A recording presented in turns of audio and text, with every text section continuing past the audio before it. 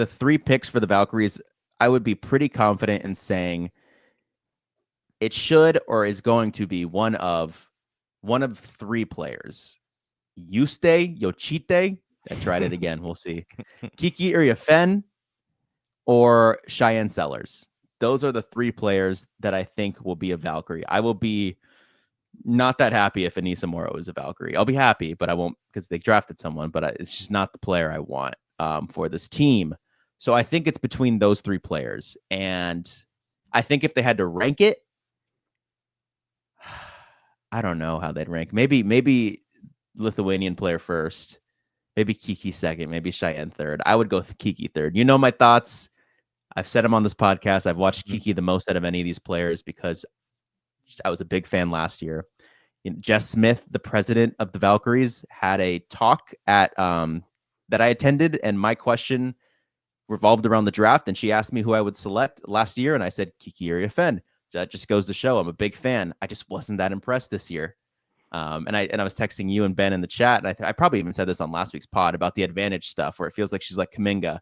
If you have this, it just feels like she can't take advantage of a matchup that is like her peer almost, where like a matchup that could actually guard her. It feels like she's stuck in the mud. So we'll see if that. I feel like at USC she was playing a lot of like low post, but at 6'3", are you going to be able to play that in the WNBA? Is that going to be your main offense? Just like these, 1 foot away from the basket, like dribble, pound dribble, and just get into someone in the post. And I don't know if she's going to have that as much success with that. I'm not sold on the rim protection whatsoever. I think she's a solid on-ball defender. I don't know about in the post, but at least on the perimeter, very athletic player. Just, I know you're there for the marketing and stuff. I'm just not there with past that, like past the, hey guys, she went to Stanford. I don't know what else I'm like that, like hyped for.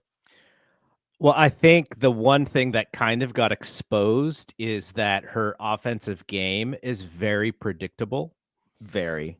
And so that she'll have to adjust that. And she is a really good athlete. So you can imagine that from a skill set position, she's going to add to her bag for sure.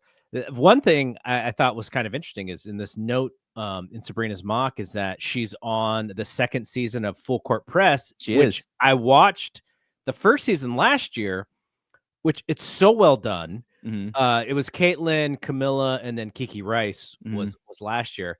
So do you know who the others are on this year's season? It's Kiki Iriafen, it's Flau'jae Johnson, and it's Hannah Hidalgo.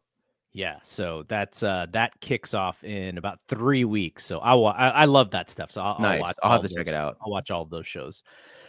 All right. So then now we go to 6. One last thing on Kiki though is I feel like she's one of those players where it's like, oh man, if only she had a 3-point shot.